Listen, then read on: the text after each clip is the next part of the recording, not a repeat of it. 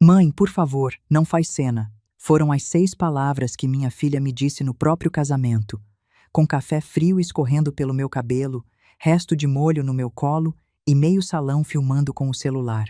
Eu não chorei. Não ali. Eu levantei devagar, peguei o microfone da mão do meu genro, falei uma frase em voz baixa que apagou o riso de 300 pessoas e caminhei até a saída sem olhar para trás. No estacionamento, sentei dentro do meu carro, liguei o motor.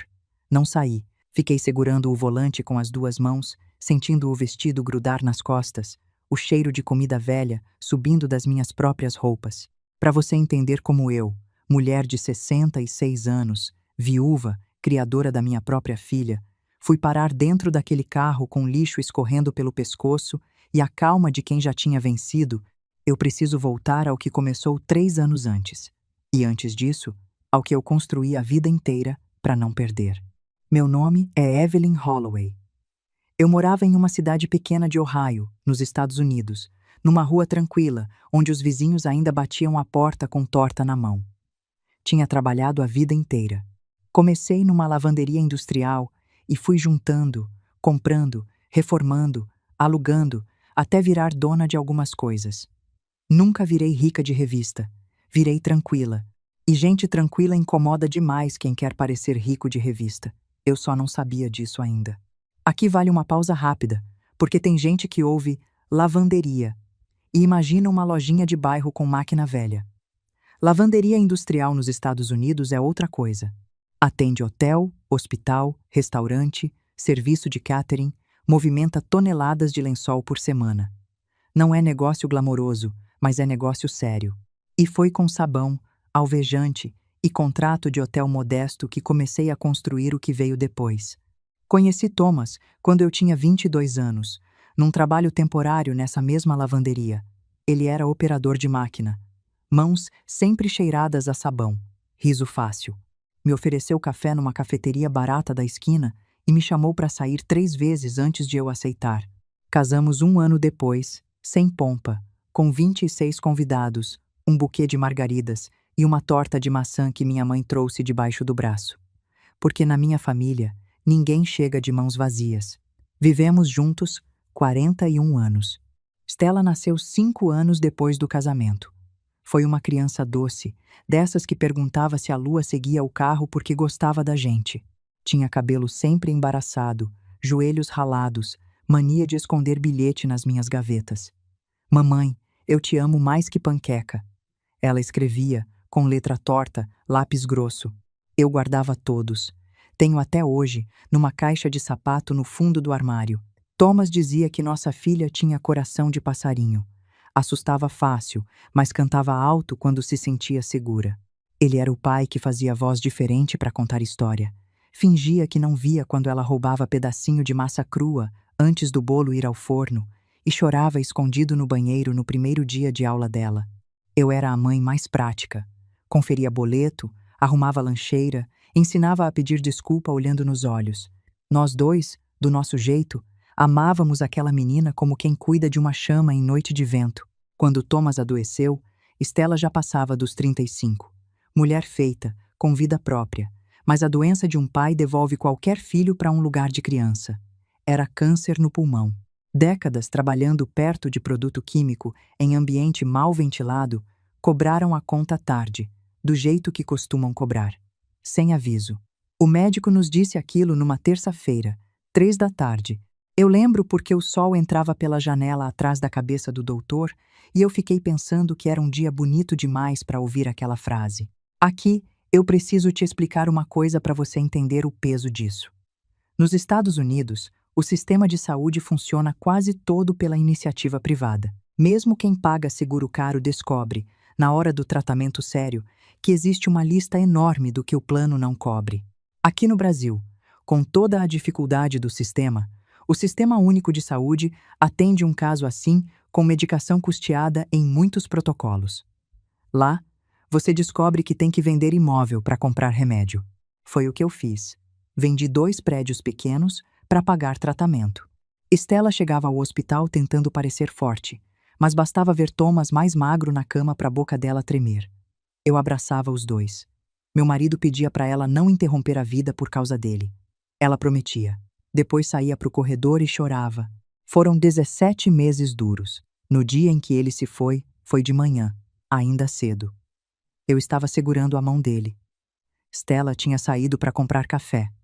Quando voltou, o copo de papel quente na mão, ele já não respirava. Ela deixou o copo cair no chão. Café derramou pelo corredor. A enfermeira veio limpar, e Stella ficou olhando aquela mancha marrom no piso branco como se fosse a única coisa real do mundo. Naquela manhã, eu ainda não sabia, mas foi o último dia em que minha filha ainda era inteiramente minha filha. Depois do enterro, Stella mudou. No começo, eu achei que fosse luto. Ficou mais impaciente, mais sensível a comentário, mais irritada com tudo que lembrava nosso passado. Parou de ir comigo ao mercado de bairro, dizia que não suportava ver lugares que o pai frequentava. Começou a preferir restaurante caro, ambiente novo, gente nova. Eu deixei porque achei que era a forma dela de respirar. Eu também tinha o meu jeito de respirar, e o dela não precisava ser igual ao meu. Só que fugir demais da própria história abre espaço para qualquer um reescrever quem você é. Walter entrou justamente por essa porta. Eu o conheci 2 anos depois da morte do Thomas. Stella o levou para jantar numa noite de sexta-feira. Tinha preparado assado de panela, batatas, cenouras e uma torta de maçã, porque era o prato preferido dela desde criança. Passei o dia arrumando a casa, não para impressionar Walter, para mim mesma, porque minha filha estava trazendo alguém importante para conhecer a mãe, e eu queria que a casa estivesse com cheiro de canela quando ela entrasse. Naquela noite, Stella chegou diferente. Não entrou gritando "mãe", como fazia antes. Entrou olhando ao redor, como se examinasse se a casa estava aceitável. Walter veio logo atrás. Alto, bonito, terno caro, relógio brilhando, perfume forte e um sorriso que parecia medido com régua. "Então essa é a famosa casa da senhora Evelyn", ele disse. "É a casa onde Stella cresceu", respondi. Ele olhou para o sofá antigo, para as fotografias na estante, para o tapete um pouco gasto perto da porta da cozinha. "Interessante", disse ele. "Bem, autêntica. Notem essa palavra, autêntica. Foi a primeira pedrinha que ele me jogou. Pequena. Quase um carinho. Esses são os mais perigosos, porque entram sem dor e ficam morando dentro da gente." Stella riu, nervosa. Eu servi o jantar. Walter elogiou a comida, mas fez isso como quem dá nota a uma empregada doméstica.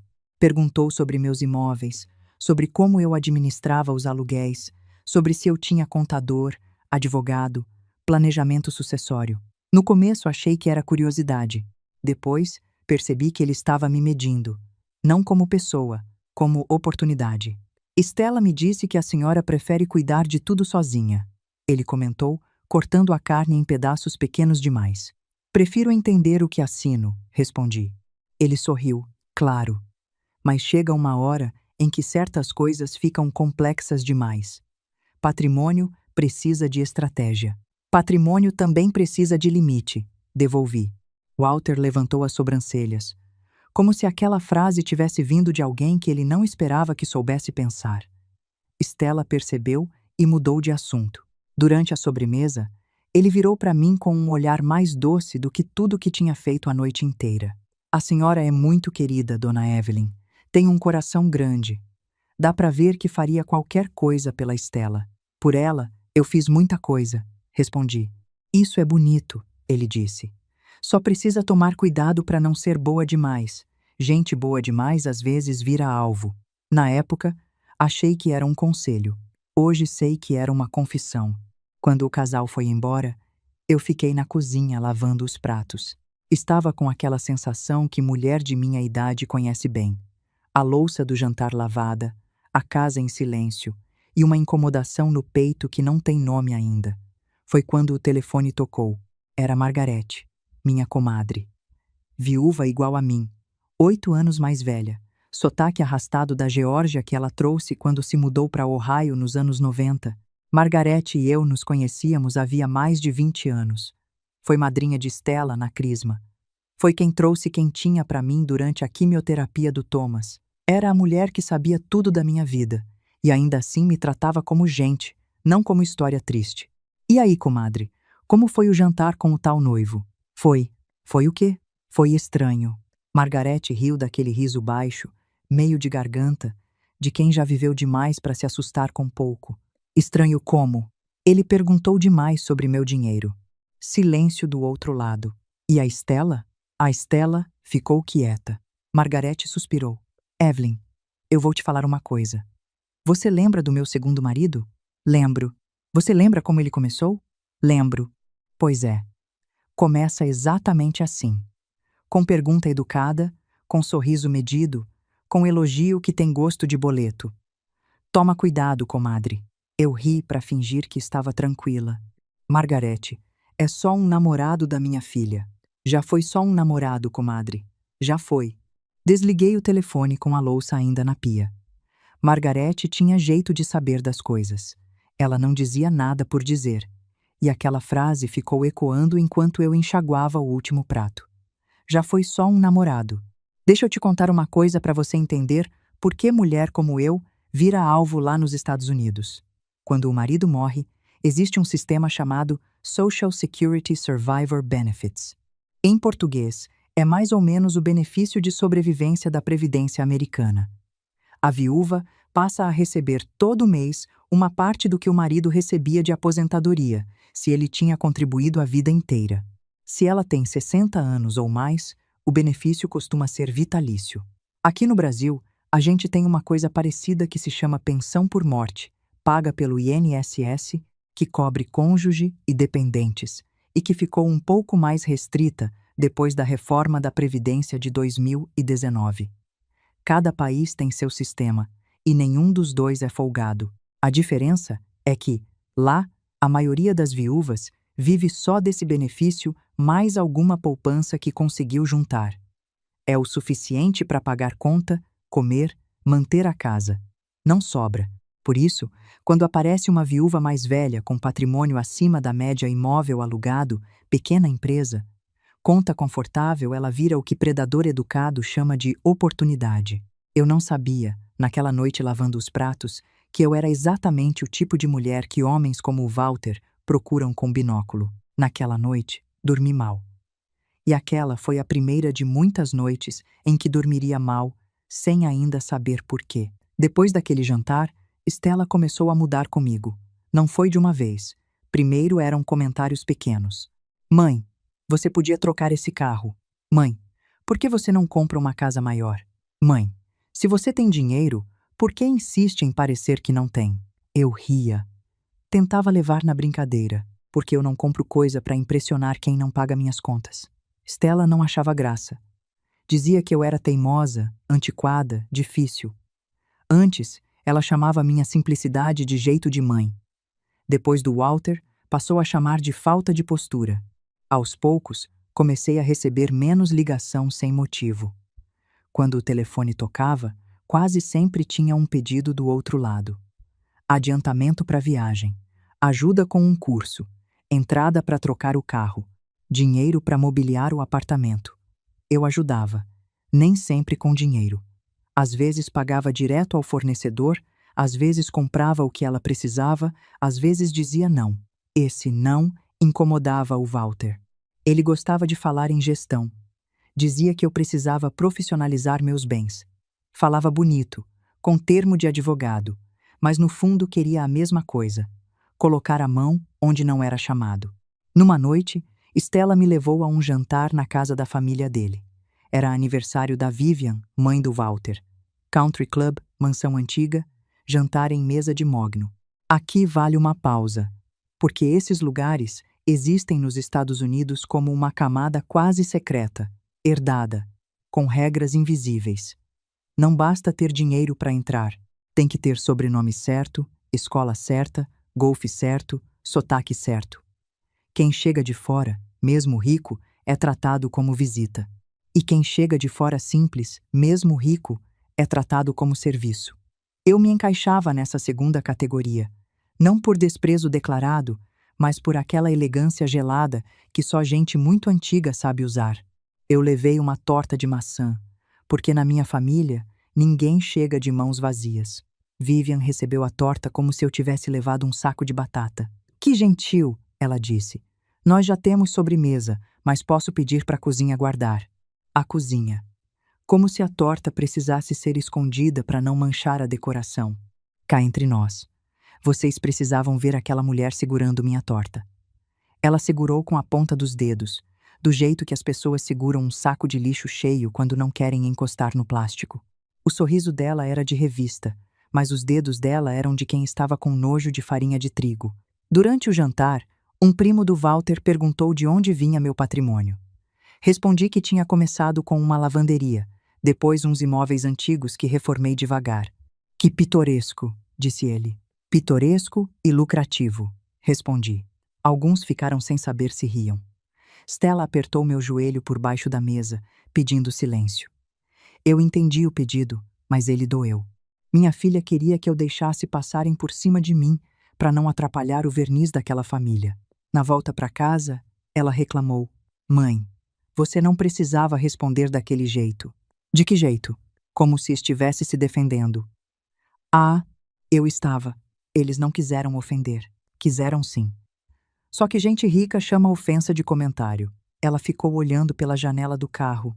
Às vezes eu queria que você tentasse se adaptar. Eu tentei a vida inteira te dar raiz, Stella. Não asa feita de vergonha. Ela não respondeu. E foi mais ou menos nessa época que ele me convidou para almoçar. Os dois marcaram um restaurante elegante no centro. Eu já desconfiei. Stella não marcava almoço caro comigo por saudade. Escolhi um vestido verde claro, simples, e fui. Na mesa, Walter abriu uma pasta. Dona Evelyn, a senhora já pensou em fazer uma procuração preventiva? Preventiva contra o quê? Contra imprevistos, ele disse. A senhora está saudável, graças a Deus, mas já tem uma certa idade. É prudente deixar alguém de confiança autorizado a tomar decisões em caso de necessidade. Alguém de confiança, repeti. Stella tocou minha mão. Mãe, seria só para facilitar. Eu sou sua filha. Se acontecer alguma coisa, não quero ficar presa em burocracia. Que tipo de decisões? Walter respondeu rápido demais. Movimentação bancária, venda de imóveis, assinatura de contratos, administração de investimentos, decisões médicas básicas. Venda de imóveis? Em caso de necessidade, ele completou. Aqui vale parar e contar, porque esse tipo de documento existe no Brasil e tem nome. Procuração ampla, geral e ilimitada, com poderes específicos. No nosso direito, isso se chamaria praticamente uma carta branca. A pessoa autorizada passa a poder vender, comprar, transferir, contratar, em nome de quem assinou. Lá nos Estados Unidos, o equivalente é a Power of Attorney, e funciona de forma parecida. Em ambos os países, é um documento que protege quando feito com pessoa certa e destrói uma vida quando assinado com pessoa errada. Quem planeja saquear viúva começa quase sempre por esse papel. Eu olhei para Stella. Ela desviou os olhos. Vocês já falaram com o meu advogado? Walter sorriu, mas a mandíbula dele endureceu. Seu advogado é muito conservador. Eu gosto de profissionais conservadores. O almoço esfriou ali. Walter pediu a conta com pressa, segurando a pasta debaixo do braço como quem segura uma derrota. Stella mexia a colher no café gelado, fingindo concentração. Eu paguei minha parte, levantei e disse: Obrigada pelo convite, e saí. Depois, no carro, Stella me ligou chorando. Disse que eu tinha constrangido o Walter, que ele só queria ajudar, que eu era desconfiada demais.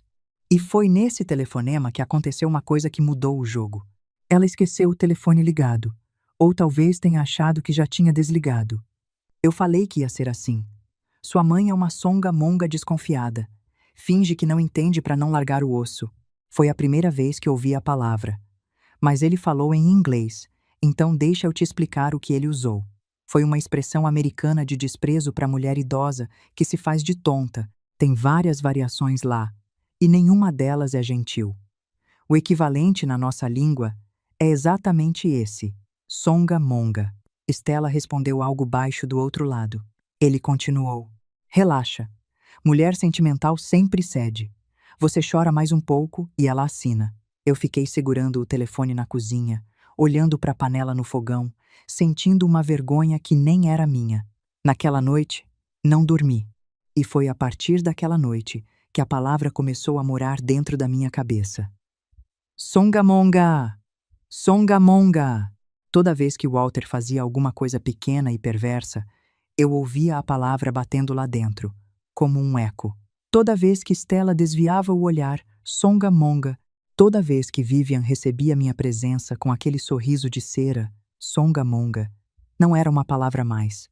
Era um carimbo que eles tinham colado na minha testa quando achavam que eu não estava olhando. Liguei para Margarete na manhã seguinte.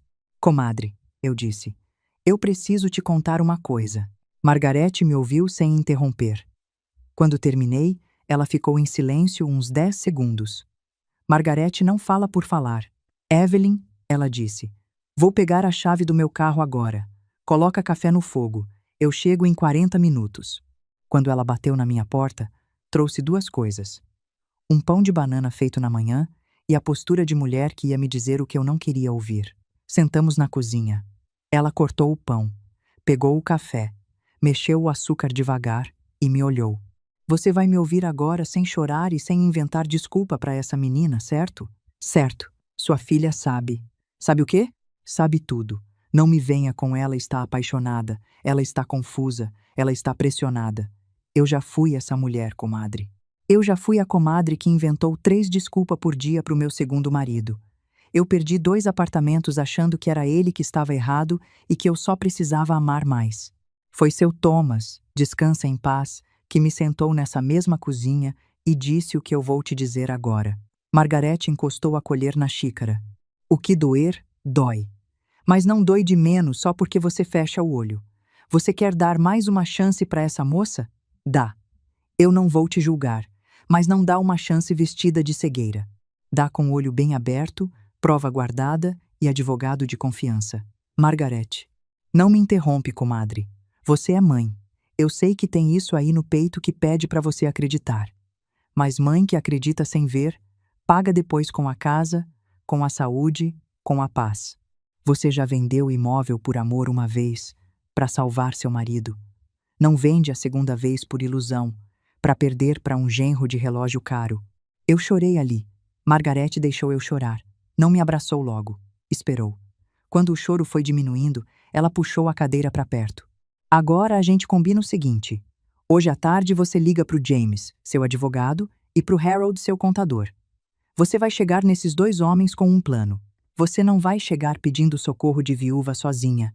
Você vai chegar como dona da própria vida. Tá me ouvindo? Tô. E outra coisa, Evelyn. O quê? Você não é songamonga. Você é mulher cansada de ser boa pra gente que não merece. É diferente. Naquela tarde, eu liguei pros 2. E começou a operação que mudaria tudo. Liguei primeiro pro Sr. Harold, meu contador, que cuidava das minhas empresas havia mais de 15 anos. Era um homem sério, daqueles que não dramatizam nem incêndio. Harold, eu preciso que você revise tudo. Cada inquilino, cada contrato, cada autorização. Quero saber se alguém andou perguntando do meu lado sem eu ter pedido. Ele ficou em silêncio uns segundos. Evelyn, ele disse, eu ia te ligar essa semana. Alguém solicitou cópia de documento de 3 imóveis seus alegando estar autorizado pela família. Quem? Um assistente do escritório do Walter. Você enviou? Claro que não. Liguei para confirmar. Senti um frio no estômago, mas senti junto uma calma estranha. A calma de quem finalmente tem confirmação do que já desconfiava. Margarete tinha razão.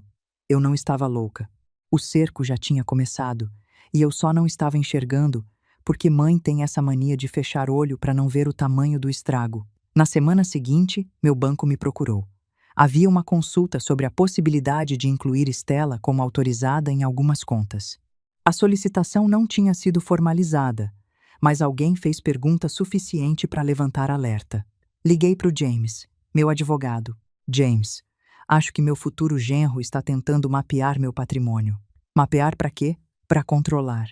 Do outro lado da linha, ele ficou em silêncio por alguns segundos. Então vem ao escritório amanhã. Traz tudo o que tiver. Eu comecei a guardar prova. Print de mensagem. E-mail encaminhado por engano. Anotação de conversa. Documento que Walter me pedia para assinar.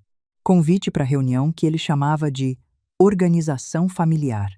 Nada sozinho parecia suficiente. Junto, formava um desenho. E o desenho ficou completo quando uma moça apareceu. O nome dela era Jennifer. Trabalhava como assistente no escritório do Walter. Eu a tinha conhecido por acaso meses antes, quando fui deixar uns documentos para Stella assinar. Uma moça jovem, educada, olhos atentos, voz gentil. Ela me ofereceu água, conversou comigo enquanto eu esperava e perguntou se eu gostava de planta, porque tinha visto terra nas minhas mãos. Eu tinha passado a manhã no jardim. Minha avó também não conseguia ficar longe de um jardim, ela disse. Dizia que planta respeita quem cuida. Gostei dela na hora. Tem gente que entra na sala e o ar muda. Jennifer era esse tipo de gente. Um mês antes do casamento, ela me ligou de um número desconhecido. Dona Evelyn? Aqui é a Jennifer, do escritório do Dr. Walter. A senhora pode conversar? A voz dela tremia. Posso. Eu não sei se deveria estar ligando, mas eu vi algumas coisas. E acho que a senhora precisa saber. Marcamos numa cafeteria pequena, longe do escritório. Ela chegou nervosa, olhando para os lados, tirou da bolsa alguns papéis. Eu não posso entregar tudo oficialmente, ela disse.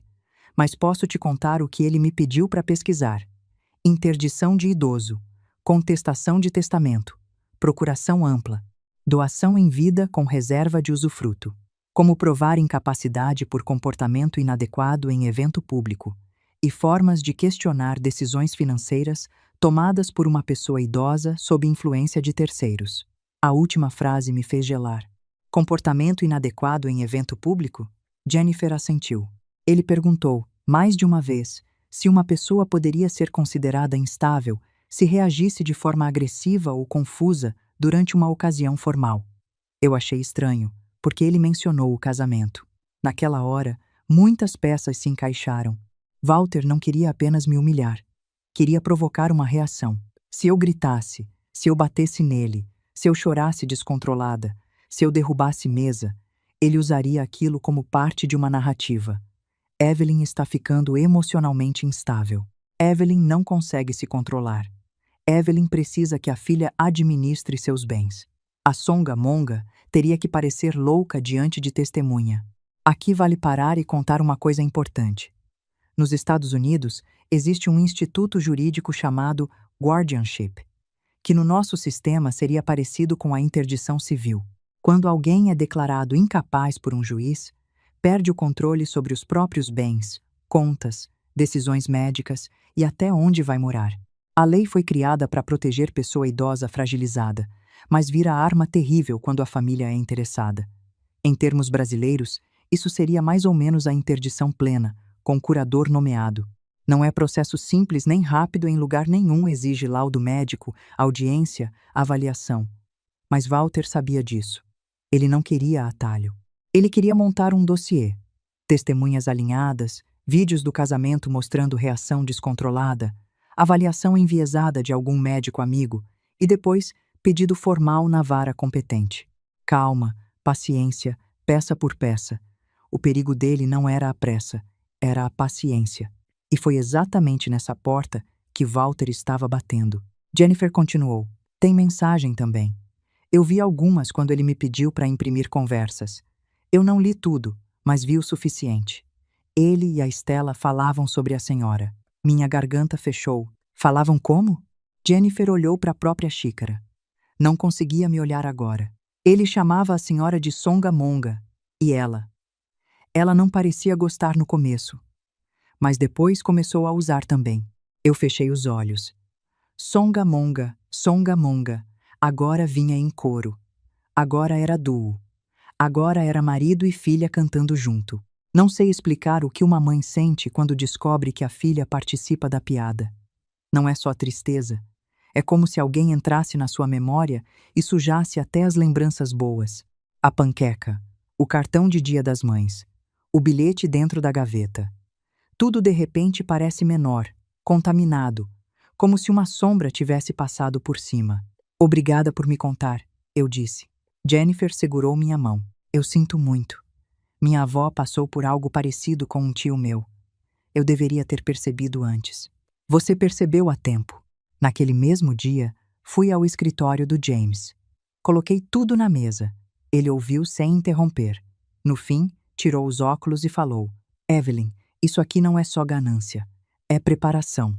Eu sei. Precisamos fechar todas as portas. Então fecha. E começou a operação que nenhum dos dois sabia que seria tão completa. James me explicou em detalhe o que eu já tinha entendido. Quando alguém tenta provar incapacidade, raramente precisa mostrar que a pessoa é incapaz o tempo inteiro. Tentam juntar episódios: uma fala atravessada, uma discussão, um esquecimento, uma reação emocional, um momento de fragilidade. Isolados, não são nada. Juntos, podem ser distorcidos. Então, ele queria criar episódios. Exatamente. E o casamento seria o palco. Por isso fizemos o contrário. Antes da cerimônia, James providenciou uma avaliação médica simples, documentando minha lucidez, minha autonomia e minha capacidade de decisão.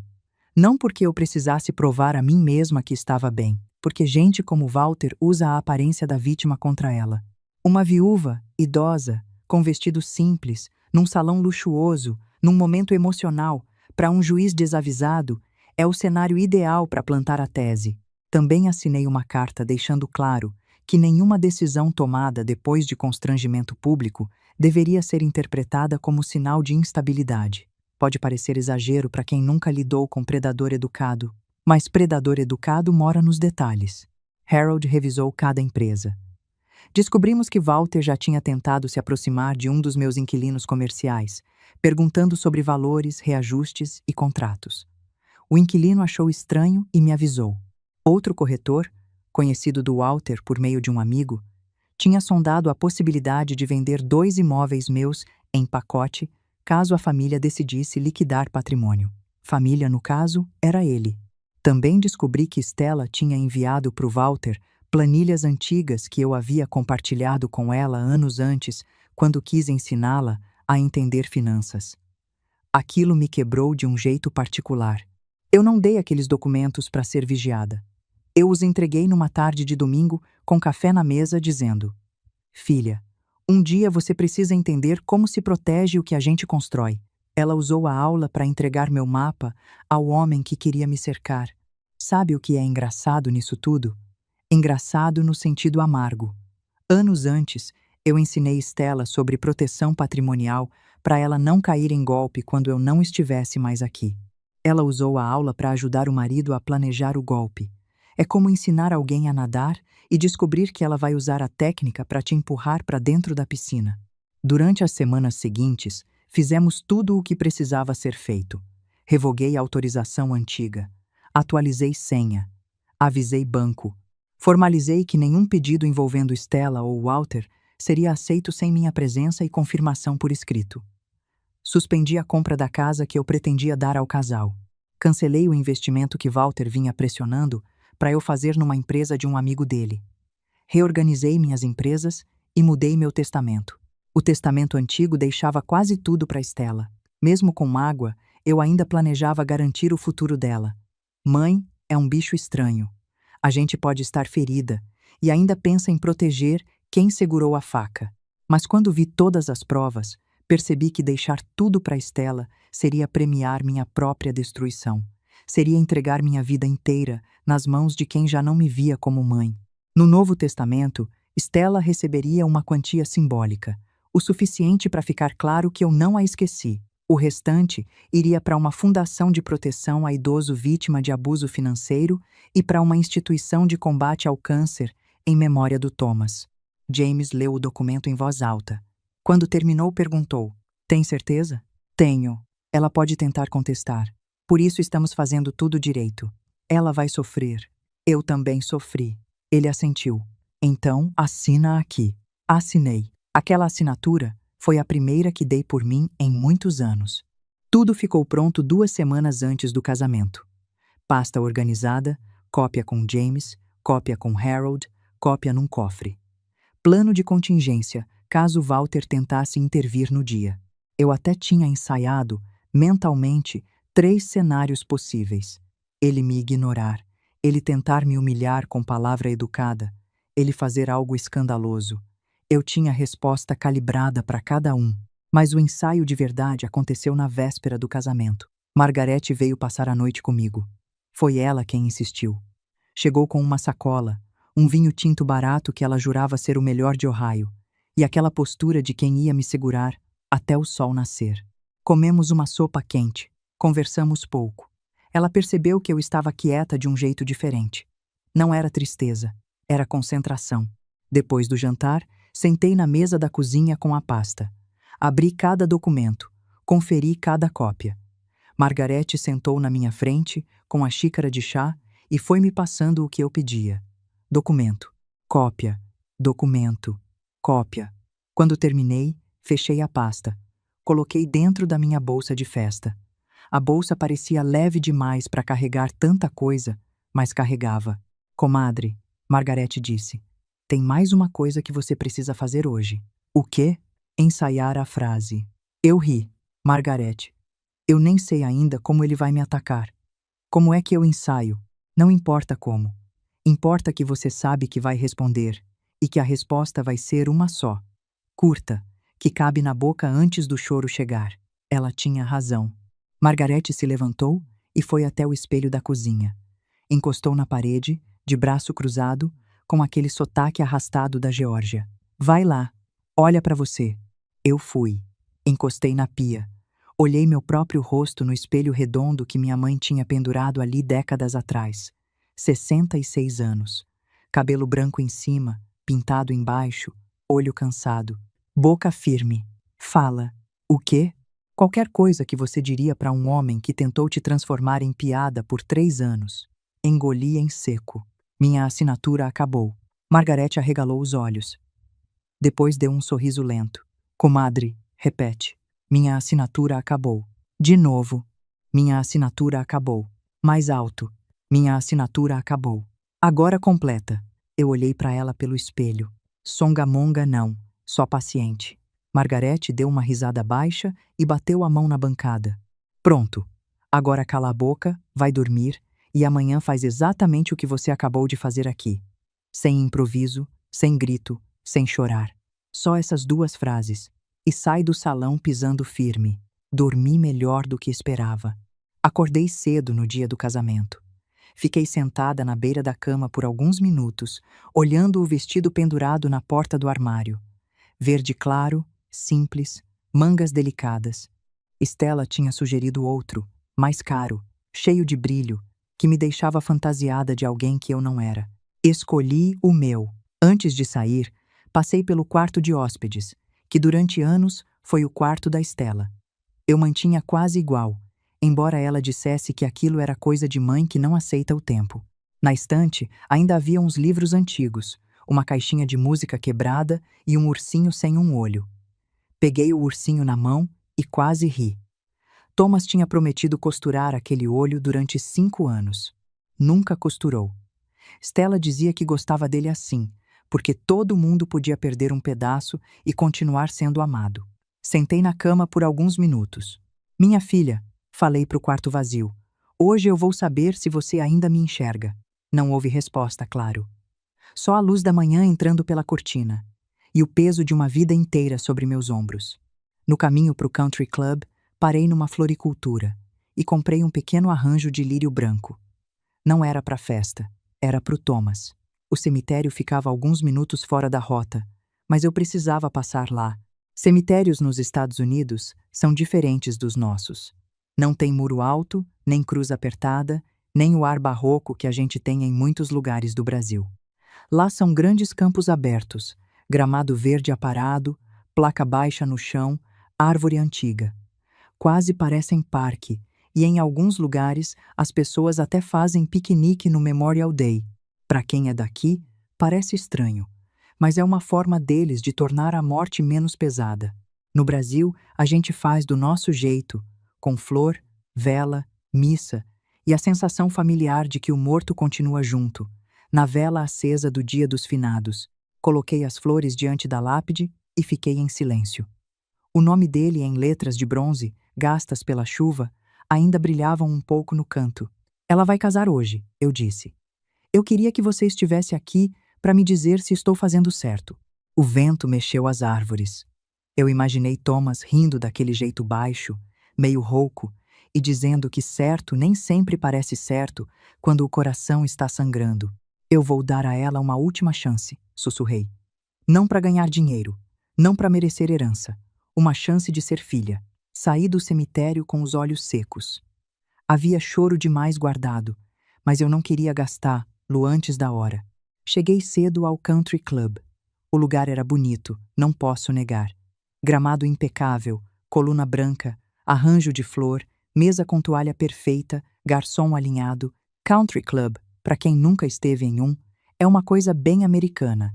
Funciona como um clube privado, com associados que pagam mensalidade alta e oferece golfe, tênis, piscina, restaurante, salão de festa, e essa atmosfera meio inglesa, de gente antiga com dinheiro antigo, tem clube com lista de espera de 10 anos para entrar. A família dele era associada havia 3 gerações. Para eles, casar lá não era escolha, era endereço. Stella estava no camarim das noivas, cercada de madrinhas. Quando me viu, o sorriso dela falhou por meio segundo. Mãe, você veio com esse vestido? Bom dia para você também, minha filha. Ela respirou fundo. Não começa. Eu só achei que você usaria algo mais formal. Está limpo, está bonito e está pago. Uma madrinha riu. Stella lançou para ela um olhar duro. Mãe, por favor. Hoje é um dia importante. Eu sei. É por isso que estou aqui. Ela se aproximou e baixou a voz. Eu preciso que você colabore. Os sócios do Walter estão aqui. A família dele está nervosa. Por favor, tenta não falar demais com as pessoas. Falar demais? Você sabe. Contar história antiga, fazer comentário simples, chamar garçom pelo nome como se fosse parente, esse tipo de coisa. Songamonga. A palavra bateu de novo. Não saía de mim. Tratar alguém bem agora é vergonha? Não foi isso que eu disse. Foi quase. Ela fechou os olhos. Mãe, eu não tenho energia para isso hoje. Então não gaste comigo. Saí do camarim antes que ela respondesse. A cerimônia foi bonita. Reconheço. Os arranjos de flor brancos formavam um caminho no gramado, um arco coberto de rosa pequena no fim, e a luz da tarde batia exatamente no ângulo certo, como se até o sol tivesse sido contratado. Stella entrou pelo corredor de braço dado com um tio do Walter, porque ela e o noivo acharam que ficaria mais harmônico nas fotos. Eu, a mãe, sentei na segunda fileira, não na primeira. A primeira estava reservada para os pais dele e parentes importantes. Quando vi minha filha caminhando de braço dado com um homem quase estranho, senti uma dor silenciosa atravessar meu peito. Lembrei do Thomas. Ele teria segurado minha mão. Teria sussurrado alguma piada no meu ouvido para me fazer rir. Teria olhado para Stella com orgulho, mas também teria percebido o que estava errado. Thomas não era rico quando casou comigo. Morreu sem aprender a ostentar. Mas tinha uma coisa que Walter nunca teria: decência. Durante os votos, Stella chorou. Walter também fingiu emoção. As pessoas suspiraram. Eu permaneci quieta, com o lírio branco que tinha sobrado do cemitério ainda guardado dentro da bolsa, como amuleto. Na recepção, descobri que minha mesa ficava no canto do salão, perto de uma coluna. Não estava com a família principal. Estava com um parente distante e 2 casais que eu nunca tinha visto. O cartão dizia Mesa 12. Achei quase engraçado. A mulher que pagara boa parte das flores, da música e do buffet estava sentada como convidada de favor. Songamonga, eles tinham combinado lá nas mensagens. Songamonga sentada na mesa 12, exatamente o lugar de quem não combina com a fotografia oficial. Uma senhora simpática ao meu lado perguntou: Você é amiga da família da noiva? Olhei para ela. Sou a mãe. Ela arregalou os olhos. Ah, não disse mais nada. Nem precisava. O jantar foi servido. Eu quase não comi. Observava Stella dançar, rir, posar para foto. Ela parecia feliz, mas havia uma tensão nos ombros dela.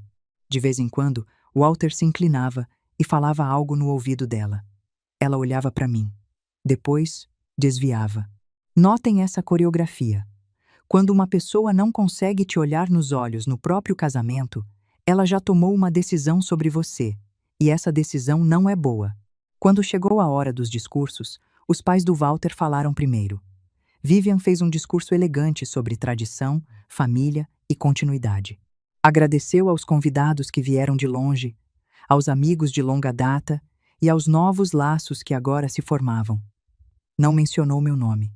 O pai do Walter falou sobre honra, legado e responsabilidade. Também não mencionou meu nome. Então Walter pegou o microfone. Ele estava no elemento dele. Alto, bonito, seguro, cercado de admiração. Agradeceu aos pais, aos padrinhos, aos colegas de trabalho, aos clientes importantes, à equipe do Country Club. Agradeceu a Stella por torná-lo um homem melhor, o que quase me fez rir alto. Reparem na sequência. Cliente importante antes da própria família. Esse é o tipo de homem que ele era. Para ele, plateia importava mais do que sangue. Então, ele virou o rosto na minha direção. Hoje também temos aqui uma pessoa muito especial. A mãe da Stella, Dona Evelyn. Algumas cabeças se viraram. Senti meu corpo endurecer. Eu sei que muita gente não a conhece bem. Ele continuou. Dona Evelyn é uma figura única.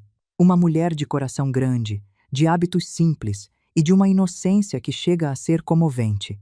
Alguns riram. Stella olhou para a taça. Walter continuou. Ela sempre foi muito generosa com a Stella. Às vezes até generosa demais, porque certas pessoas precisam de orientação para saber onde colocar a própria generosidade. Meu coração batia lento. Era estranho. Eu esperava palpitação, suor frio, mãos trêmulas. Mas o corpo todo tinha entrado num estado de calma quase animal, dessas que bicho do mato tem quando sente o predador. Tudo desacelera, tudo fica em foco. Cada respiração vira uma escolha. Eu lembrei do espelho da noite anterior. Lembrei da Margarete. Lembrei das duas frases. Eu costumo dizer, brincando, claro, que minha sogra é a prova de que dinheiro e sofisticação nem sempre nascem juntos. Mais risada. Ele caminhou até uma mesa lateral. Lá estava a jarra. Eu a vi antes de entender. Um líquido escuro, grosso, cheio de pedaço, preparado para parecer brincadeira. Ou talvez punição. Olhem para esse homem segurando aquela jarra, o sorriso confiante de quem ensaiou. A postura aberta de quem se sente protegido pela mãe, pelo pai, pelo escritório, pelo sobrenome. Esse é o sorriso de quem nunca apanhou de verdade na vida. Dona Evelyn, ele disse, se aproximando da minha mesa, a senhora sempre se orgulhou de ser simples. Então a gente pensou em fazer uma homenagem à sua simplicidade. Algumas pessoas já estavam filmando. Os celulares saíram da bolsa sozinhos, com aquela rapidez moderna de quem cheira espetáculo. Uma mulher de vestido vermelho subiu até em cima da cadeira, descalçando o sapato para filmar melhor. Walter parou diante de mim. Porque convenhamos, a senhora tem dinheiro, mas continua sendo uma songamonga. O salão explodiu em risos. A palavra atravessou meu peito. Não por vir dele, por Stella não se mexer. Walter ergueu a jarra, com todo o carinho da família, e derramou tudo sobre minha cabeça. O frio veio primeiro. O líquido bateu na testa, depois na ponta do cabelo, escorrendo até a nuca, depois nas costas, deslizando para dentro do vestido, pelos ombros, pelo meio dos seios, até parar no cinto. O cheiro me bateu antes que eu organizasse o pensamento. Café velho, vinho azedo, molho de carne com gordura coagulada, refrigerante, alguma coisa cítrica, talvez resto de salada com azeite passado do ponto. Para você entender o detalhe, aquilo não foi improviso. Walter tinha pedido para reservar resto. Alguém preparou aquela jarra. James descobriu meses depois, conversando com um ex-funcionário do Country Club que tinha sido demitido por outro motivo, que a jarra fora autorizada como brincadeira dos noivos pela própria Vivian, mãe do Walter. Foi ela que liberou a equipe da cozinha para montar. Foi ela que disse que era uma tradição de família. Deixem rolar. Cabe humor aqui? Cabe sim. Walter precisou da própria mãe para conseguir jogar lixo na cabeça de uma viúva de 66 anos. Isso não é coragem. Isso é projeto de família. Alguém gritou de tanto rir. Uma mulher disse: "Meu Deus, que coragem!" Um homem bateu palma. Outro homem, mais ao fundo, tossiu para disfarçar o riso. A risada foi se espalhando como vinho derramado, pegando uma mesa, depois outra, depois outra. Eu fiquei sentada. Olhei para Estela. Ela estava de pé agora, mas não veio até mim. Os olhos dela estavam arregalados, mas não de indignação. Era pânico social. Como se ela estivesse pensando apenas nas fotos, nos convidados, no que a família dele diria. "Mãe", ela falou, "por favor, não faz cena." Foi ali que eu parei de esperar. Levantei. O salão diminuiu ao meu redor. As risadas ficaram distantes, abafadas, como se eu tivesse mergulhado numa piscina e ouvisse o mundo por baixo da água. Eu via apenas o caminho até o microfone. Walter ainda sorria, mas o olhar dele começou a ficar inquieto. Talvez esperasse grito. Talvez esperasse choro. Talvez esperasse que eu confirmasse o papel que ele tinha escrito para mim. Velha, humilhada, emocional, descontrolada, incapaz. Peguei o microfone da mão dele. "Foco aqui. Esse é o momento-chave. Minha assinatura acabou. Não precisei gritar." O microfone fez o trabalho. Walter ficou branco. Não foi um branco gradual. Foi um branco rápido, daqueles que a pele faz quando o cérebro entende uma coisa antes do resto do corpo. A boca dele abriu meio centímetro. A mandíbula travou. Os dedos da mão direita, que segurava a jarra vazia, abriram involuntariamente. A jarra caiu no chão, rolou para debaixo de uma mesa e bateu na perna de uma cadeira fazendo um barulho seco. Eu vi, nos olhos dele, que entendeu antes de todo mundo. Entendeu a casa suspensa. Entendeu o investimento cancelado. Entendeu a procuração morta. Entendeu que o dinheiro que ele pretendia conduzir tinha dono. Aproximei o microfone outra vez. Songamonga não. Só paciente. Deixei o microfone na mesa. Caminhei até a saída. Ninguém riu agora. As câmeras dos celulares continuaram ligadas, mas o som que captavam era o do meu salto no piso encerado e o sussurro confuso dos convidados tentando entender se aquela velha tinha acabado de dizer o que parecia ter dito. No estacionamento, a noite estava fria. Entrei no meu carro. Liguei o motor, mas não saí. Fiquei segurando o volante com as duas mãos. Foi exatamente ali, comadres, que essa história começou para vocês. No início. Sentada dentro do carro, com o vestido encharcado e a calma de quem tinha acabado de cumprir o que ensaiou na cozinha na véspera. Olhei para a bolsa no banco do passageiro. O lírio branco que eu tinha levado para o Thomas estava lá dentro, amassado pelos documentos, com a haste partida no meio. Tirei devagar. As pétalas ainda inteiras. Coloquei no painel, encostado no vidro, no lado de quem dirige. Ele tinha vindo do cemitério até ali, no meu colo, durante a cerimônia inteira. Tinha resistido. Eu não ia jogar fora. Só ali, sozinha, permiti que as lágrimas viessem. Não chorei pela sujeira, chorei pela filha que tinha assistido, e chorei pelo Thomas, que tinha mandado aquele lírio ficar comigo até o fim daquela noite. Meu telefone começou a tocar antes de eu sair do estacionamento. Estela. Depois Walter. Depois Estela outra vez. Não atendi. Dirigi para casa, com o vestido encharcado e o cheiro de lixo preso no cabelo. Quando cheguei, tirei o vestido na lavanderia e joguei no lixo. Entrei no banho e fiquei debaixo da água quente até a pele arder. Enquanto a sujeira ia pelo ralo, senti que uma parte minha também ia embora. A parte que ainda implorava para ser escolhida. A parte que acreditava que se eu amasse o bastante, desse o bastante, perdoasse o bastante, minha filha voltaria a me enxergar. Saí do banho, vesti um roupão e fui até a cozinha. Sobre a mesa estava a pasta que James tinha me entregue. Dentro, cópia de tudo. Documento, notificação, alteração, prova. Eu abri a pasta e fiquei olhando para minha própria assinatura no Novo Testamento. Minha assinatura acabou. Mas começava outra, a primeira que eu dava para mim mesma. O telefone tocava sem parar. Desliguei. Às 11h30 da noite, bateram na porta. Eu já esperava Walter. Ele não entrou como visita. Entrou como invasor. O cabelo perfeito estava desarrumado, o paletó amassado, a gravata torta.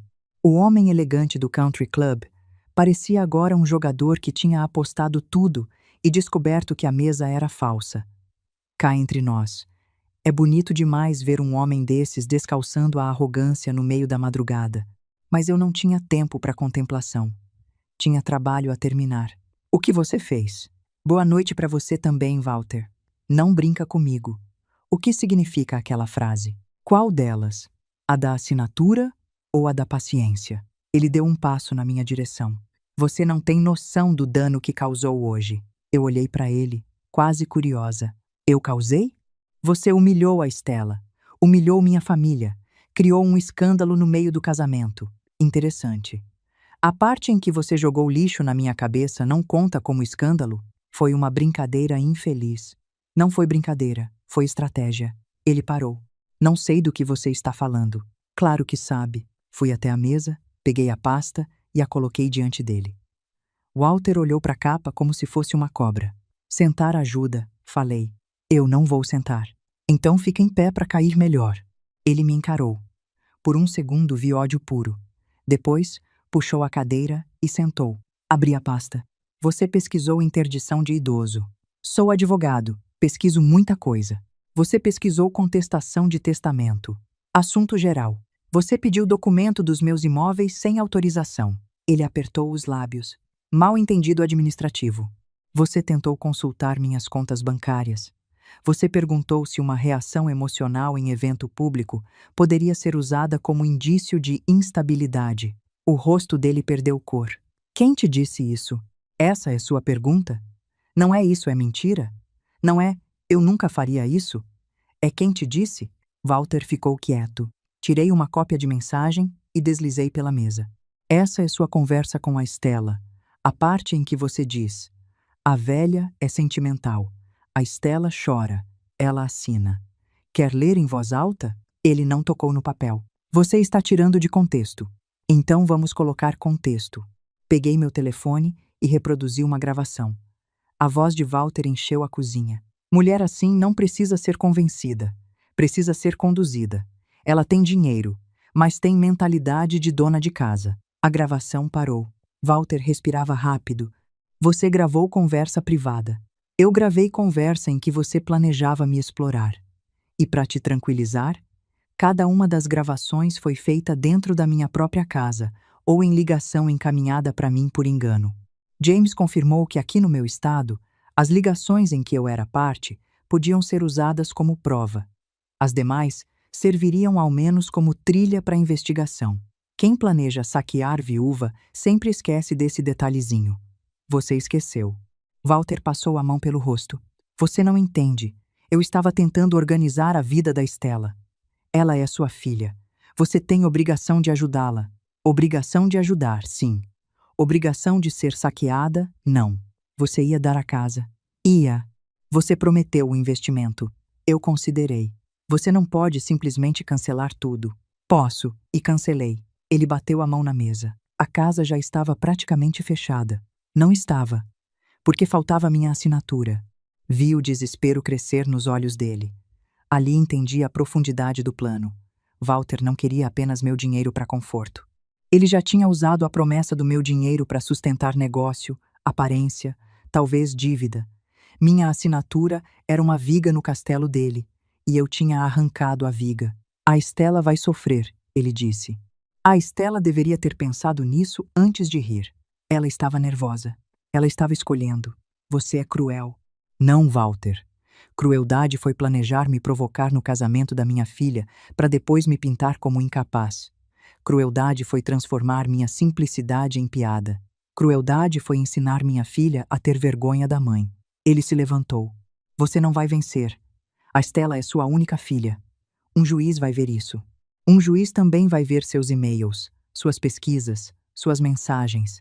Vai ver que alterei meu testamento com advogado, laudo médico de plena capacidade e testemunhas independentes. Vai ver que antes do casamento, eu já tinha documentado tudo. Ele me encarou com medo verdadeiro. Laudo médico? Sim. Walter, eu não sou a songamonga que você ensaiou na sua cabeça. Pela primeira vez, ele não teve resposta. Apontei para a porta. Agora saia da minha casa. Isso não acabou. Acabou no momento em que a Estela disse para eu não fazer cena. Ele abriu a boca, fechou, pegou a pasta que não era dele por instinto. Eu segurei firme. Cópia, falei. Você fica sem nenhuma. Ele saiu batendo a porta. Fiquei sozinha na cozinha por meia hora. E então, às 2h17 da manhã, exatamente, bateram na porta de novo. Eu olhei pelo olho mágico antes. Era Margarete. Ela entrou sem dizer oi. Pôs a bolsa na mesa, foi direto ao fogão, pôs água para ferver e só depois me olhou. Comadre, senta. Eu sentei. Conta tudo. Tudo. Sem economizar palavra. Sem suavizar a parte ruim. Eu quero ouvir cada coisa que ele disse e cada coisa que você respondeu. Eu contei. Falei da mesa 12. Falei do discurso. Falei da jarra. Falei do microfone. Falei do não faz cena. Falei do confronto na cozinha que tinha acabado de terminar. Margarete ouviu sem interromper, mexendo o açúcar no café com aquela colher de cabo torto que ela trazia de casa, porque dizia que minha colher era curta demais. Quando terminei, ela olhou para mim. Você quer saber o que eu penso? Quero.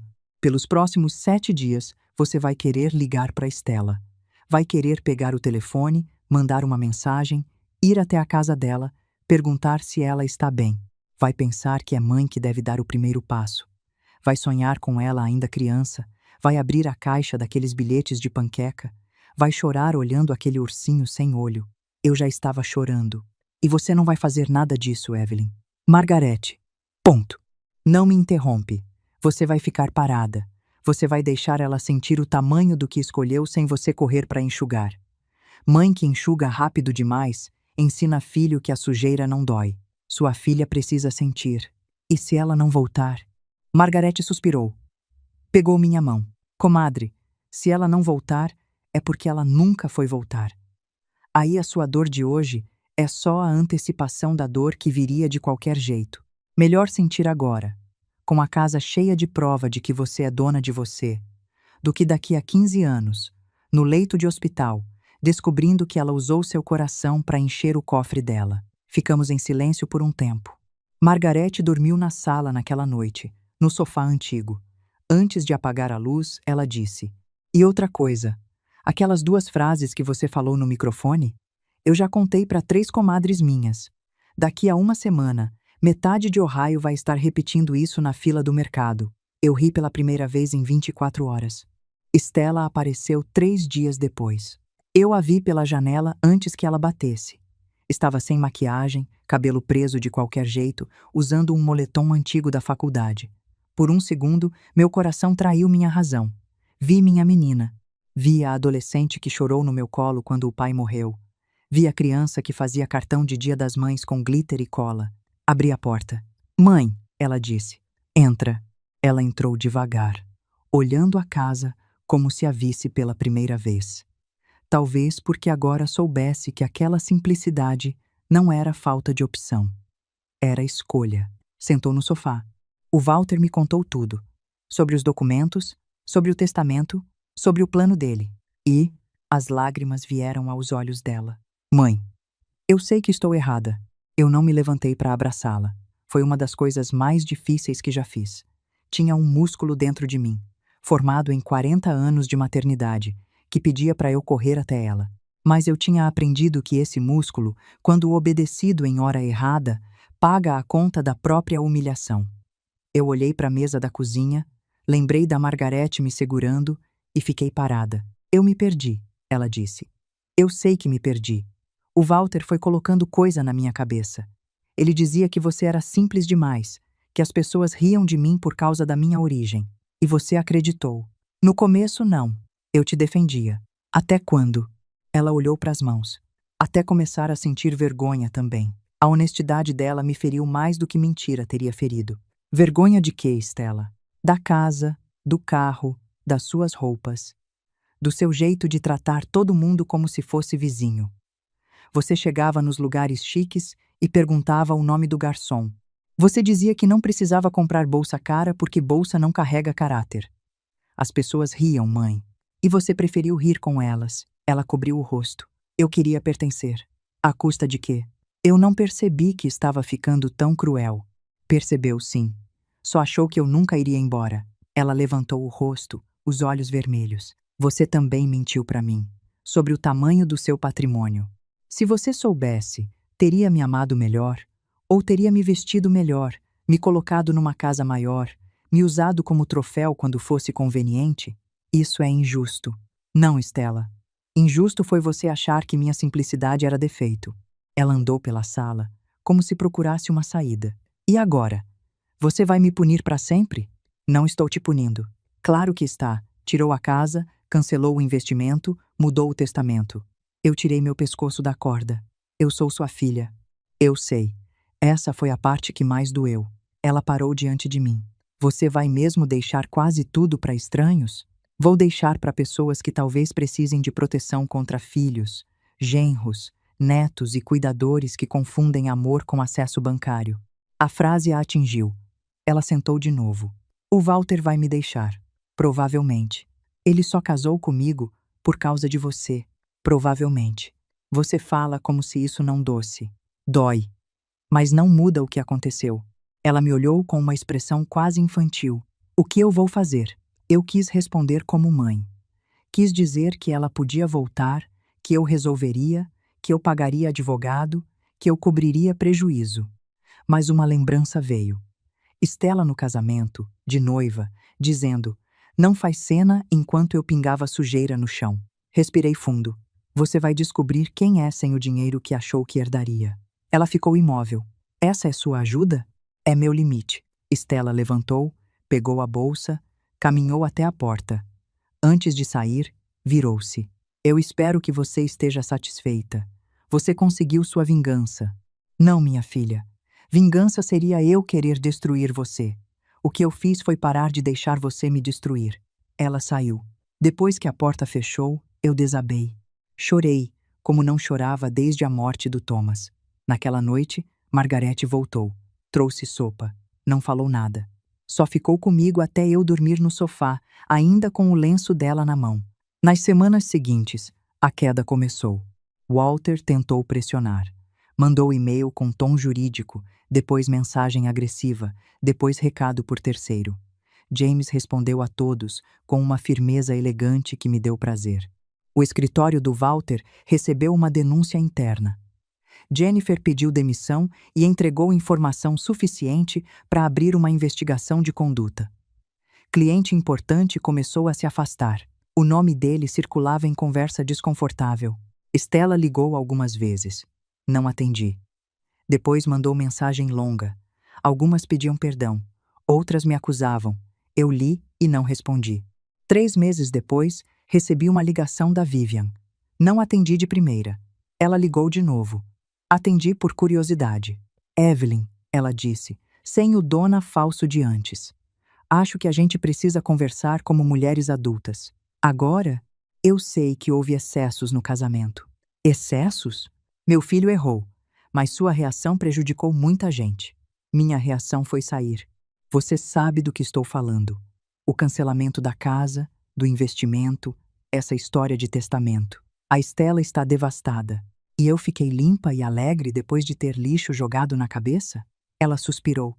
Não defendo o que o Walter fez. Defende sim, só com palavra mais bonita. Do outro lado, silêncio. Você sempre teve essa língua afiada, ela disse. Não, eu tinha educação. Agora tenho limite. Desliguei. Foi uma conversa pequena, mas me mostrou uma coisa. Aquela família não sentia vergonha pelo que fizeram. Sentia incômodo por ter perdido. Guardem essa diferença. Tem família que olha para o espelho depois do erro e abaixa a cabeça. Tem família que olha para o espelho e ajusta o cabelo, calculando o próximo movimento. Vivian era do segundo tipo, e aquela ligação não era um pedido de desculpa. Era uma primeira tentativa de me sondar. Eu desliguei sem saber que, quase 2 anos depois daquela ligação, eu mesma escolheria o palco da nossa próxima conversa. No 6º mês, li no jornal local uma nota sobre o divórcio do Walter e da Stella. Diferenças irreconciliáveis, dizia, naquela expressão elegante que esconde ruína. Havia menção à disputa financeira, acusação de má conduta e afastamento profissional. Aqui vale uma observação. No direito americano, divórcio com alegação de diferenças irreconciliáveis é o que eles chamam de No Fault Divorce. Quer dizer que nenhum dos dois precisa provar que o outro fez algo errado.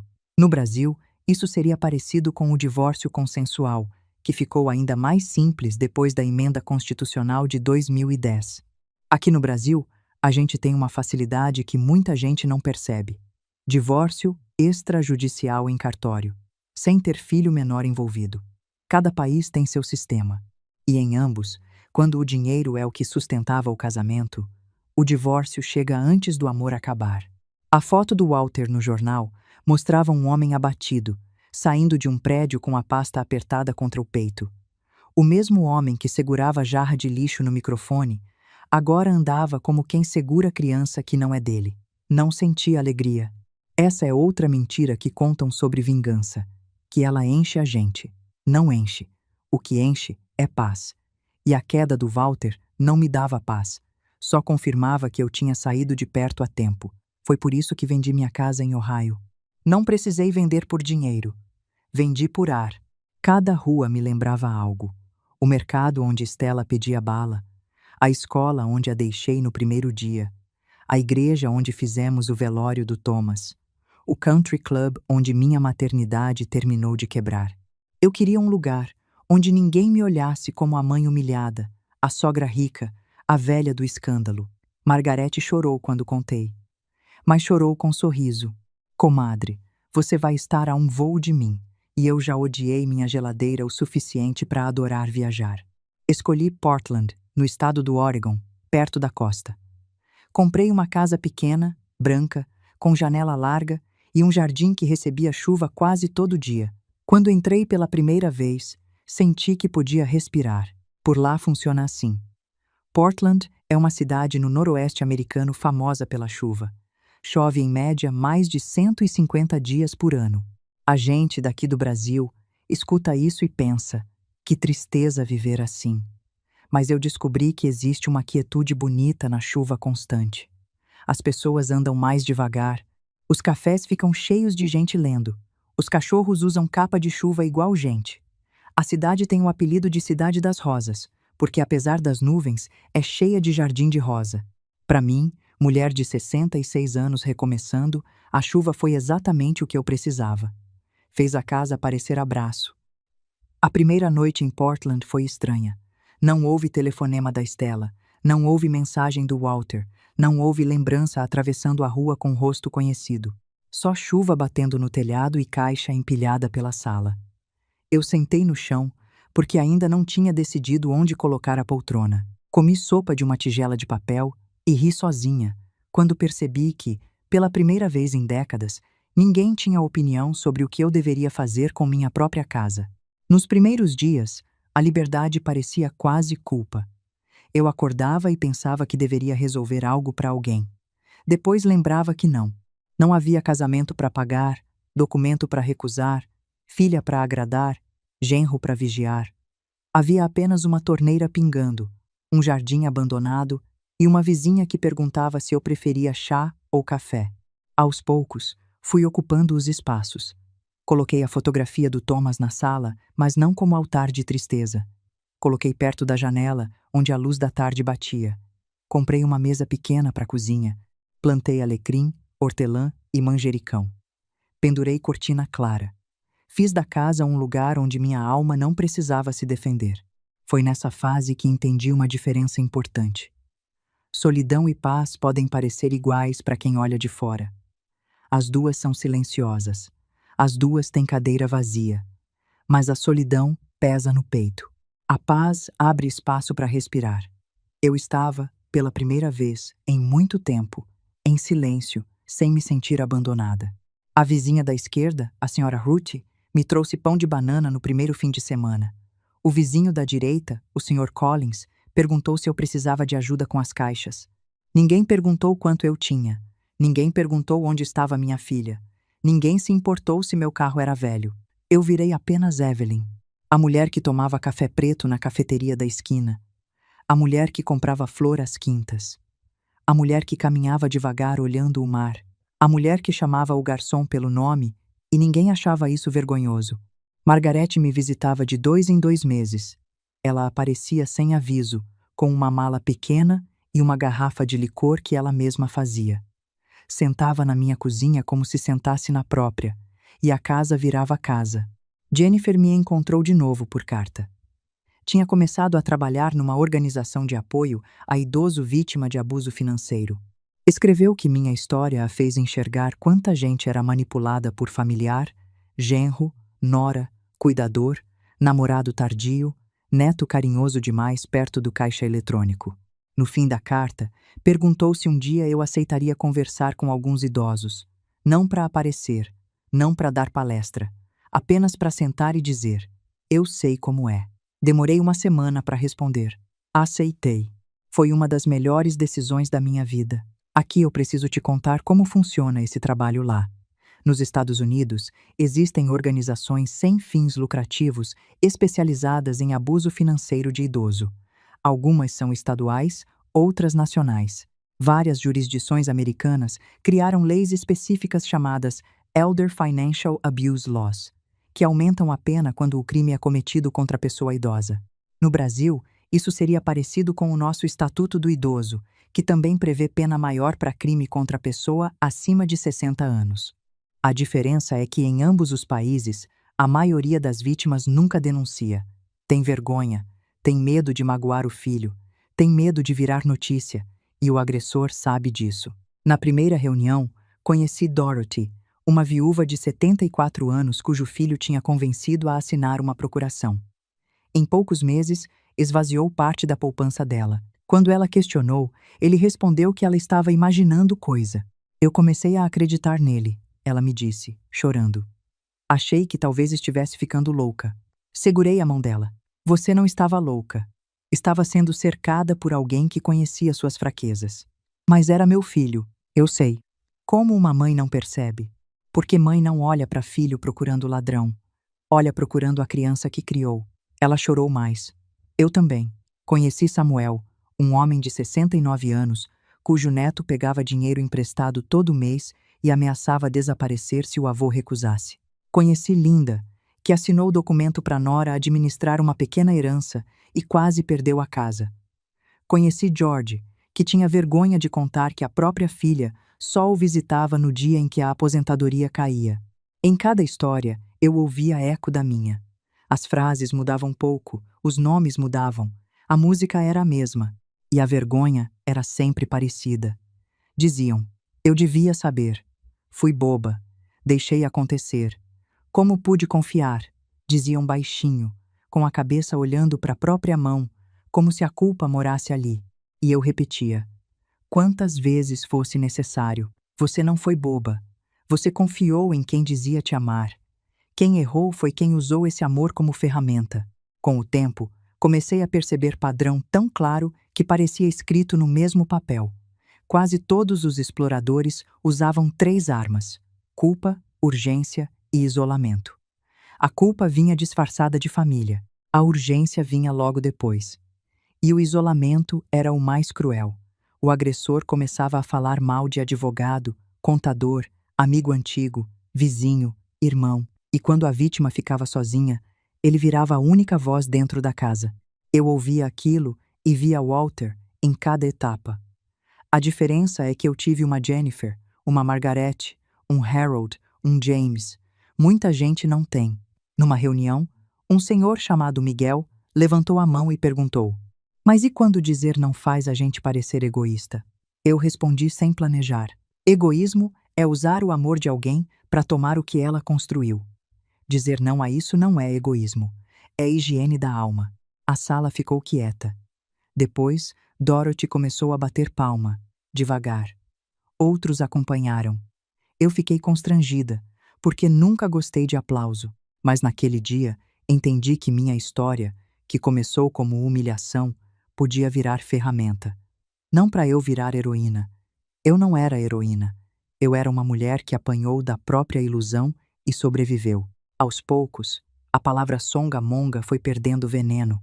Virou quase uma lembrança distante de um homem pequeno, tentando me diminuir para caber no plano dele. Mas ainda voltava, de vez em quando, em forma de eco. E em uma tarde de outubro, 8 meses depois de eu ter chegado a Portland, ela voltou de uma forma que eu não esperava. Bateram na minha porta numa quinta-feira, perto das 3 da tarde. Eu estava na cozinha, cuidando de um bolo de limão que a Dorothy tinha me ensinado. Pelo olho mágico vi um homem, roupa amarrotada, cabelo mais ralo do que eu lembrava, sem o relógio caro, sem a postura. Era o Walter. Demorei talvez 15 segundos para abrir a porta. Naqueles segundos, lembrei do espelho da cozinha de Ohio. Lembrei da Margarete dizendo, sem grito, sem chorar, sem improviso. Tirei o avental, endireitei o cabelo. Abri. Posso entrar? Não. Ele engoliu em seco. Eu vim de longe. Eu também. Ele olhou para a escada da varanda. Eu apontei para ela. Senta aí. Sentei na cadeira de balanço. Ele sentou no primeiro degrau, 2 palmos abaixo da minha cabeça. Foi a primeira vez, em 3 anos de história, que eu o vi numa altura mais baixa que a minha. Postura é tudo. Anotem essa cena. Eu vou ser direto, ele disse. Por favor. Eu perdi clientes importantes depois do que aconteceu. Saí do escritório antigo. Tentei abrir o meu, não deu certo. Estou trabalhando como associado júnior num escritório pequeno, fora da cidade. Estou devendo. Estou hospedado na casa de um amigo. Eu vim conversar com a senhora como família. Eu cruzei as mãos no colo. Família? Eu sei que houve atritos. Atritos. A senhora sabe do que estou falando. Eu errei. Eu reconheço. Mas eu queria pedir, como gesto humano, um empréstimo. Não estou pedindo doação. Eu pagaria com juros. Eu fiquei olhando para ele em silêncio por uns 10 segundos. Aprendi que silêncio é uma das armas mais poderosas que existe. Gente que mente não suporta silêncio. Começa a falar para preencher. Foi exatamente o que ele fez. A senhora sempre teve dinheiro de sobra. Eu sei que mudou o testamento, mas isso é coisa para daqui a anos. Eu estou falando de agora, de um valor pequeno para a senhora, que para mim mudaria a vida. Continuei calada. Eu não vim pedir muito. Não vim humilhar a senhora. Vim como o homem que casou com sua filha um dia. Aí eu falei, Walter, você quer mesmo que eu te trate como família? Os olhos dele se acenderam. Sim. Então eu vou te dar o tratamento de família que você merece, que é exatamente o tratamento que você me deu na frente de 300 pessoas. Ele empalideceu. Você quer um empréstimo. Eu vou te dar o que sobrou da minha mesa hoje. Eu fiz salada de frango pro almoço. Tem resto na geladeira. Vou pôr na sua mão e você leva para casa do amigo onde está hospedado. Não é isso que eu... Não me interrompe. Você jogou jarra de lixo na minha cabeça em frente à minha filha de noiva. Você sabe quanto isso custou em emoção? Não custou em dinheiro. Custou em coisa que dinheiro nenhum compra. Eu, naquela noite, perdi a única filha que tive. Você acha mesmo que eu vou colocar 1 centavo na sua mão, por compaixão de mãe, por dó de homem caído, por reciprocidade de família? Ele abaixou a cabeça. Você vem aqui sem o relógio, sem o paletó, sem o sorriso de régua. Acha que pena substitui prova. Não substitui, Walter. Você está aqui hoje porque suas escolhas te trouxeram aqui. Eu não te empurrei. Eu apenas parei de te segurar. Ele não falou nada. Você tem 2 caminhos. Pode levantar agora, sem o empréstimo, com a dignidade que ainda sobrou em você, ir embora dessa varanda e nunca mais voltar.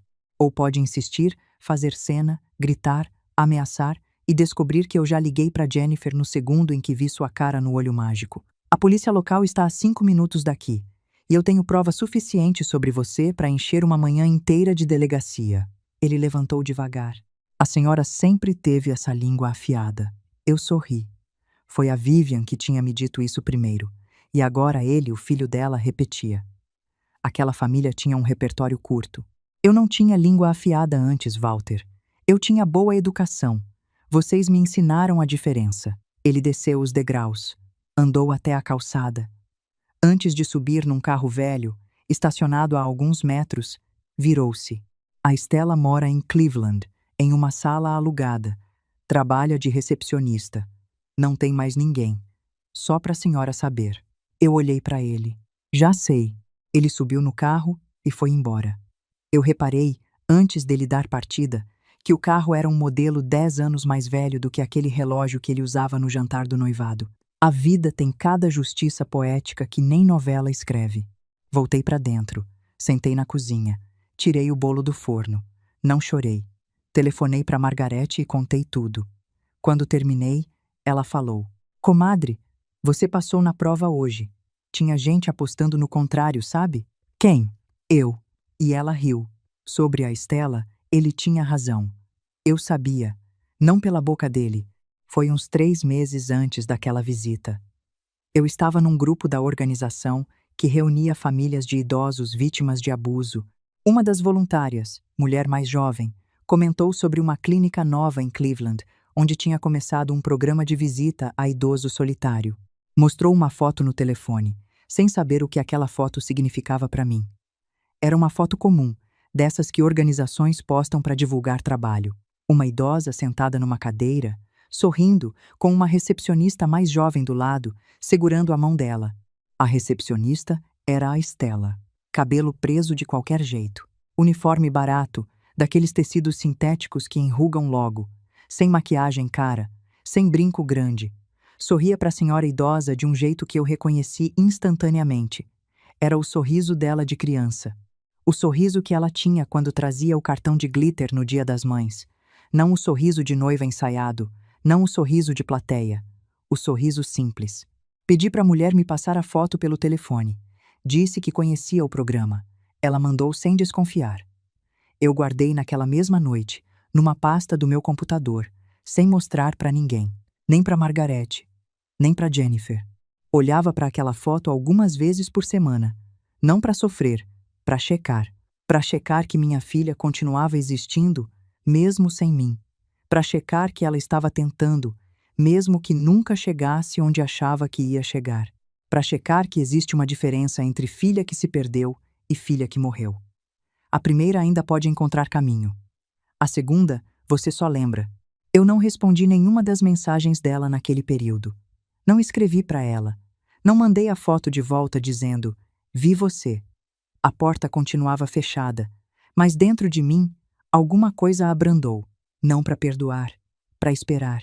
Limite que vira ódio puro envenena quem segura. Limite com ternura na gaveta não envenena ninguém. A gaveta dura o tempo que precisar. 1 ano e meio depois de eu chegar a Portland, quase 2 anos depois daquela ligação que a Vivian me deu, recebi um convite inesperado. Tinha um jantar beneficente, dos grandes, no salão de um hotel histórico do centro da cidade. Era um evento anual da Fundação de Proteção a Idoso, e eu, depois de tantos meses de voluntariado, tinha sido convidada como uma das mulheres a serem homenageadas naquela noite. Não para discurso, só para subir ao palco, receber uma placa, ficar 10 segundos no microfone, aceitei com 2 pedidos. Que Margarete pudesse me acompanhar e que Dorothy também tivesse uma cadeira na mesma mesa. Foi atendido. Comprei um vestido preto, simples, manga até o cotovelo. Margarete riu quando me viu. Comadre, você está com cara de mulher que vai aparecer no jornal. Eu não vou aparecer no jornal. Vai sim, sua tonta. Esse evento aí tem fotógrafo até no banheiro. Ela tinha razão. Quando chegamos ao salão, havia repórter, câmera, listagem de patrocinadores nas paredes. O lugar estava cheio de gente vestida de gala. E foi quando, do outro lado da sala, eu vi um vestido conhecido. Vestido de mulher que passou a vida frequentando esse tipo de lugar. Vivian, a mãe do Walter, estava ali, numa mesa de patrocinadora. Aparentemente, a família dela tinha doado para a fundação por décadas. E ela continuava aparecendo nesses eventos por tradição, mesmo com tudo o que tinha acontecido com o filho. Ela me viu também. Os olhos dela passaram pelo salão, pousaram em mim e ficaram travados por um instante. Dorothy, ao meu lado, percebeu o olhar. Quem é? Ela perguntou baixinho. A mãe do meu ex-genro. Dorothy levantou a sobrancelha. A do casamento? A mesma. Ai, comadre, disse Margarete do meu outro lado. Essa noite vai render. Eu não respondi.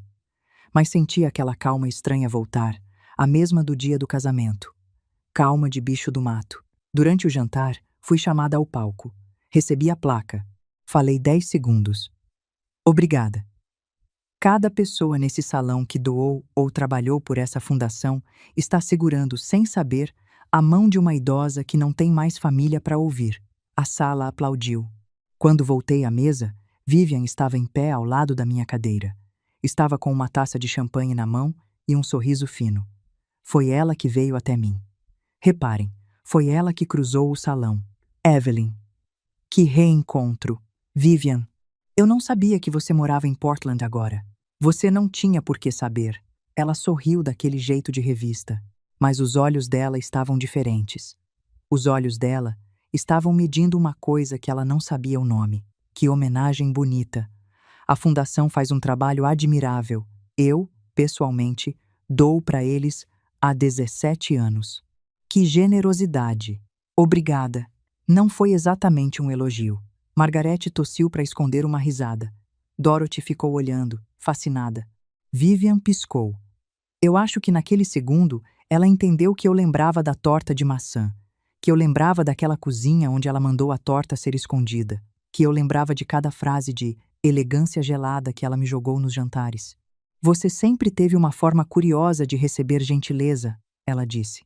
Eu tenho uma forma curiosa de identificar gentileza falsa, Vivian.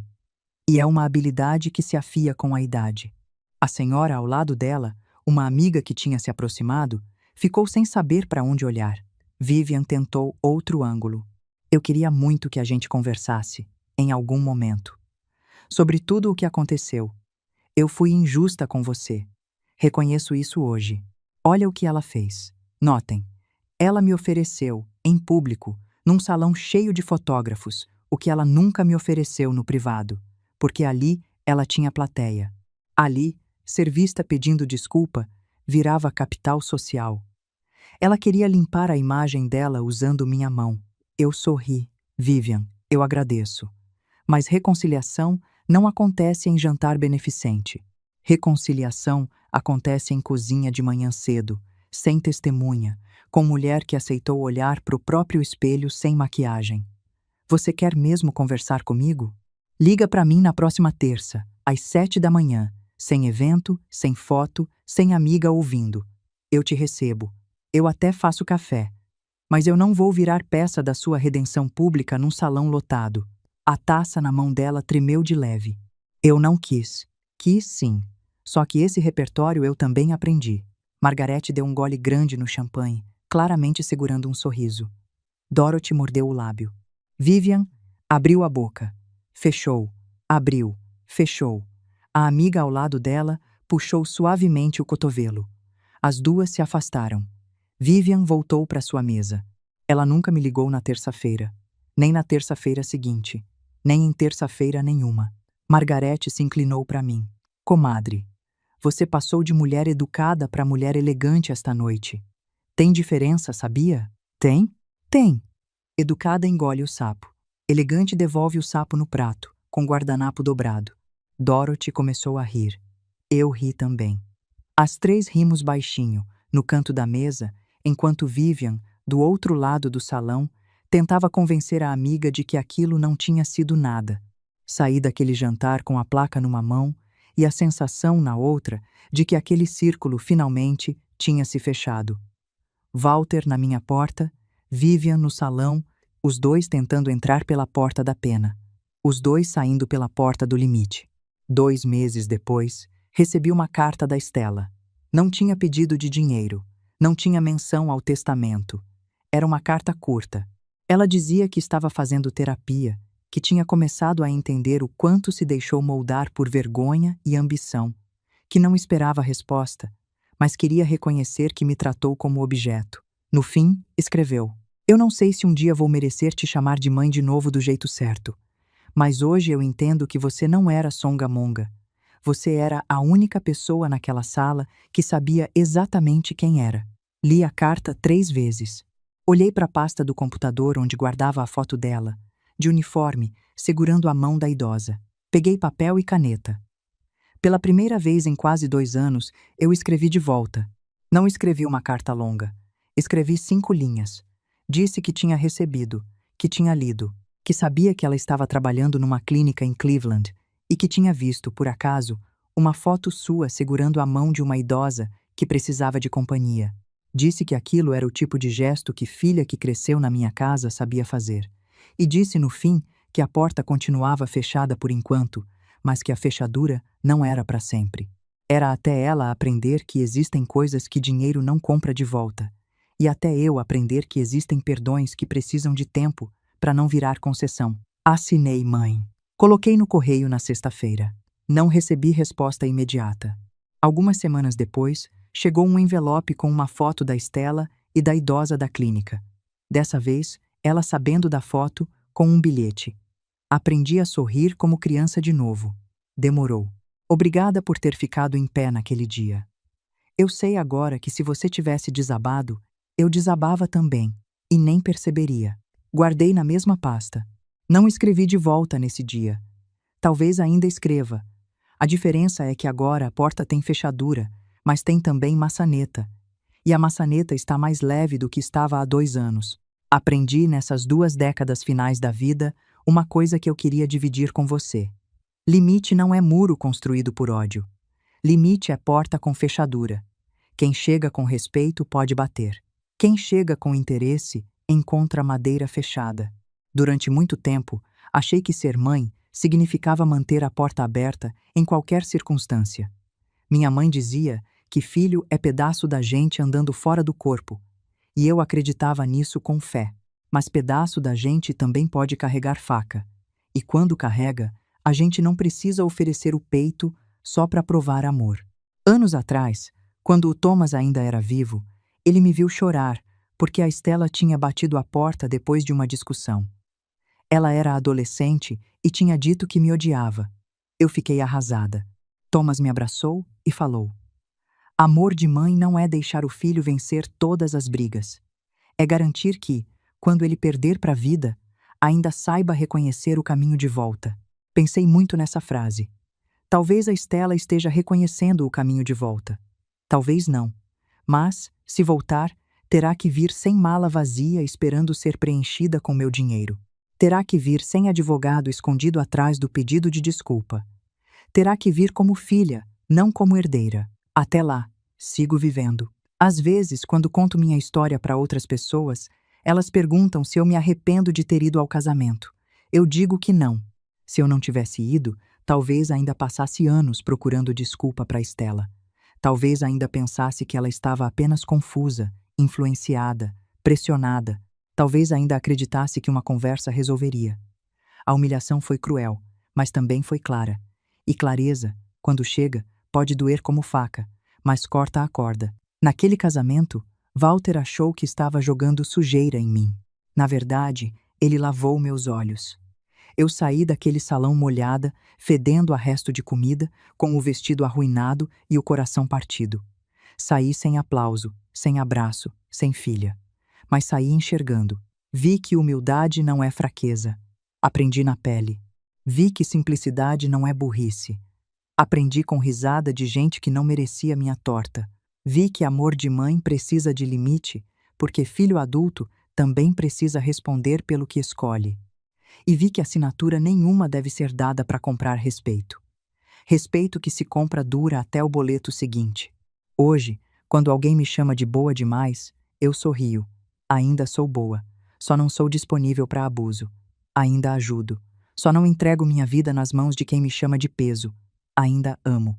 Só não aceito que amor seja usado como coleira. Walter me chamou de songamonga diante de 300 pessoas. Minha filha mandou eu não fazer cena. E eu, pela primeira vez em muitos anos, obedeci à parte mais sábia de mim mesma. Não fiz cena. Fiz limite. A festa acabou naquela noite para eles. Para mim, foi ali que a vida começou de novo. Se você chegou até aqui comigo, sabe exatamente o que eu quero te perguntar. Quantas vezes você já recebeu, com cara de homenagem, uma humilhação? Quantas vezes calou para não fazer cena no aniversário, no almoço de domingo, no Natal? Quantas vezes assinou um papel por amor e descobriu, tarde demais, que aquela assinatura estava sendo usada para te apagar? Conta nos comentários de onde você está assistindo e me diz o que essa história mexeu em você. Compartilha com aquela amiga, irmã, comadre, vizinha, que talvez precise ouvir hoje que limite não é falta de amor. Limite é a forma mais bonita de amor que sobra quando o resto já foi esticado demais. E se essa história te tocou, se inscreva no canal para não perder as próximas. Tem muita mulher passando pelo que eu passei. Cada uma de nós tem uma noite em que o microfone passou pela própria mão. Confiem em mim. Vai valer cada segundo. A gente se vê na próxima.